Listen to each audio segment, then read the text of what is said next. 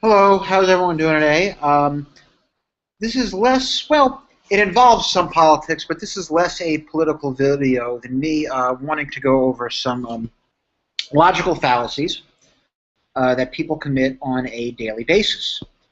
Um, the first, main logical fallacy I'll just go over quickly because pretty much everyone knows it is ad hominem attacks, attacking the person and not the argument itself. So you're fat instead of criticizing the argument. Okay. Another argument fallacy that people make is the argument from authority, that something is true or not, or moral or not, because a certain person said so. Murder is wrong because God said so. Not paying taxes is wrong because government said so. You don't have to use reason. You don't have to use evidence. You don't have to use logic. It's just this person said something, therefore um, it must be true. And this is very similar to another common type of argument, which is the argument of, well, the majority believes something, therefore it's correct. I was reading an article recently where the name of the article was Why Taxation Isn't Theft, and what the person in the article was saying was that, there are libertarians who run for office, and many of them don't win in major seats of power. And if people truly believed that taxation was theft, they would vote for people who shared that view and end taxation. But most people vote for people who don't believe taxation is theft, and if that's the case, then taxation isn't theft. Which is, of course, a ridiculous argument. That might be true for the majority, but that's not true universally. Yes, if I'm walking down the street and there's a person who says, well, I don't view taxation as theft. Okay, so for you, taxation isn't theft when the government taxes you, but for other people who disagree, it is. And what was interesting about this is that the author of this piece was an atheist, right? He wasn't consistent in his own logic, right? If his argument is taxation isn't theft because the majority doesn't view it as theft, well, the majority of people, certainly in the United States, believe in God. Therefore, God must exist, right? God's existence is determined based on the number of people who believe in Him. If 100% of the population believes in God, God exists. If no one believes in God, He doesn't exist. But that's, of course, ridiculous. Either God exists or He doesn't exist, and the number of people that believe in that is sort of irrelevant. The truth is the truth, irrespective of how many people acknowledge it as such. So that's another fallacy.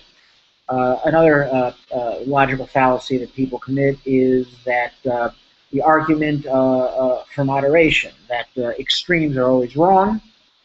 Doesn't matter what the issue is, extremes are always wrong, and that the middle issue, of course, is correct. Now, of course, this is wrong, right? The example, if you look at Wikipedia page that they sort of give for this is Bob wants, Bob and Joe are talking about, should they buy a computer, and Bob says he wants to buy a computer, and Joe says he doesn't, so the correct answer is to buy half a computer.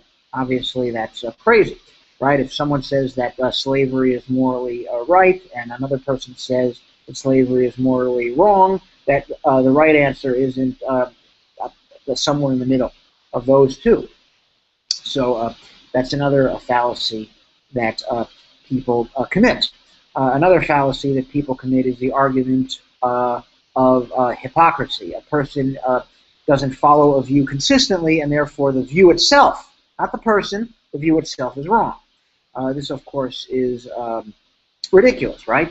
If someone were to say slavery is wrong, and the person responded, well, do you own slaves? And the person said yes, would that make slavery right? No, the person who owns the slaves is inconsistent, he's acting immorally, but that has nothing to do with the view itself that he's espousing.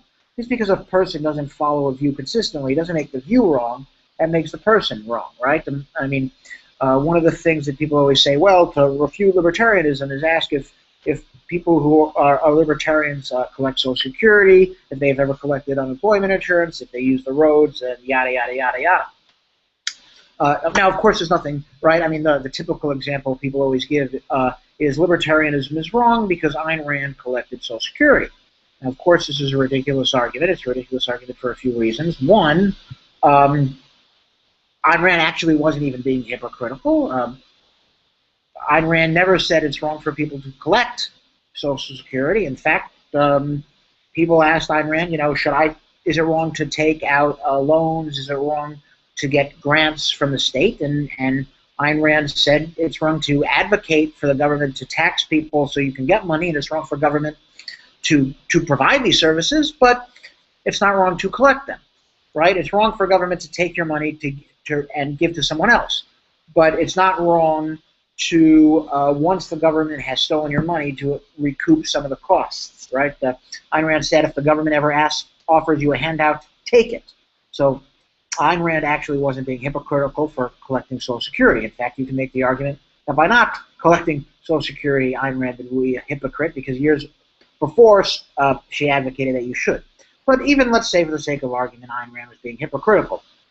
What does that have to do with anything? That has to do with Ayn Rand. That doesn't have to do with anything she's saying.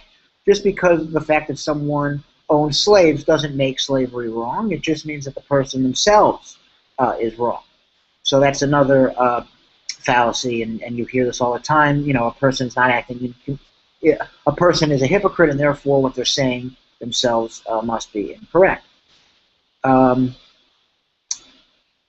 Another fallacy that you hear committed is the idea that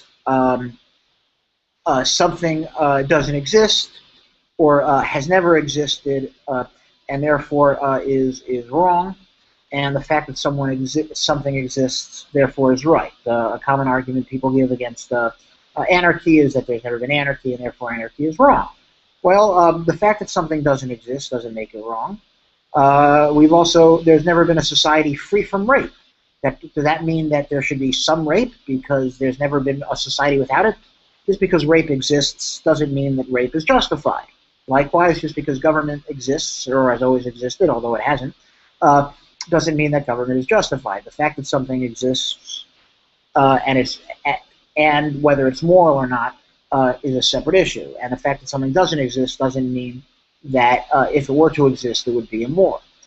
Right? I mean, if someone were to defend slavery by saying, well, slavery has always existed, therefore it's moral, well, so the fact that something exists means it's moral?